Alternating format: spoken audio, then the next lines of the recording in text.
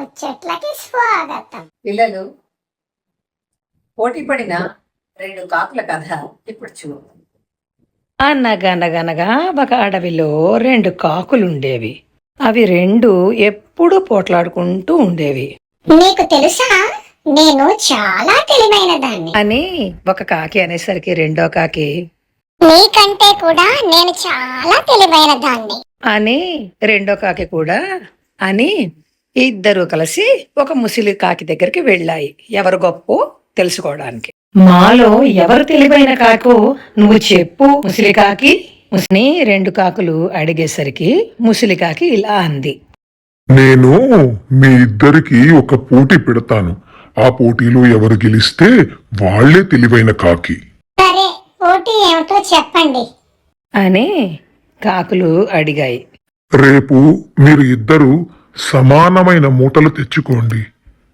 ఎవరు ఆకాశంలో ఎత్తుకు ఎగిరితే వాళ్లే తెలివైన వాళ్ళు.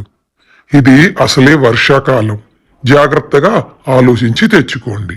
ముసిలికాకి మాటలు విన్న మొదటి కాకి చాలా ఆలోచించింది. వర్షాకాలం అంది అంటే ఒకవేళ వర్షం పడితే ఇబ్బంది అవుతుందనే కదా, అందుకనే ఉప్పు మూటని పట్టుకెళ్తాను. వర్షం పడ్డా కూడా కరిగిపోతుంది, తేలికైపోతుంది అనుకుంది. మరుసటి రోజు ఉదయం రెండు కాకులు రెండు మూటలు పట్టుకుని పైకి ఎగిరాయి. రెండో కాకి మాత్రం దూది మూట పట్టుకుని పైకి ఎగిరింది. వర్షాకాలం అవడం వలన వర్షం మొదలయ్యింది. అమ్మయ్యా, నేను తెలివిగా ఉప్పు మూట తేవడం వలన ఉప్పు కరిగిపోవడం వలన నేను పైకి ఎత్తుకి ఎగరగలను అని మొదటి కాకి అనుకుని ఆనందపడింది. అయ్యో, నా దూది తడిసి బరువెక్కిపోతోంది, నేను ఎగరలేకపోతున్నాను అని రెండో కాకి చాలా బాధపడింది. మొదటి కాకి పైకి ఎత్తుకి ఎగరడమే కాకుండా ముసిలి కాకి దగ్గరికి కూడా తొందరగా చేరుకుంది. రెండో కాకి లేటుగా వచ్చింది. అప్పుడు ముసిలి కాకి ఇలా అంది. ఇప్పుడు అర్థమైంది కదా ఎవరు తెలివైన కాకో.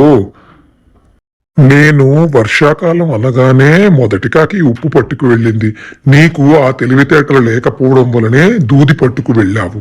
అందుకే మొదటి కాకే తెలివైన కాకి అని ముసిలి కాకి అనేసరికి రెండో కాకి ఇలా అంది. అవును, మొదటి కాకే తెలివైన కాకి, నేనే తెలివి తక్కువ దాన్ని. ఎప్పుడు అన్నీ నాకే తెలుసనే అహంకారం పనికిరాదని అర్థమయ్యింది. ఇతరులు చెప్పింది కూడా వినాలి అని అనుకుని అప్పటి నుండి రెండు కాకులు పోట్లాడుకోకుండా ఆనందంగా స్నేహితులుగా ఉన్నాయి. చూశాం కదా పిల్లలు, పోటీ ఉండడం మంచిదే గాని అది స్నేహపూర్వకంగా ఉండాలి.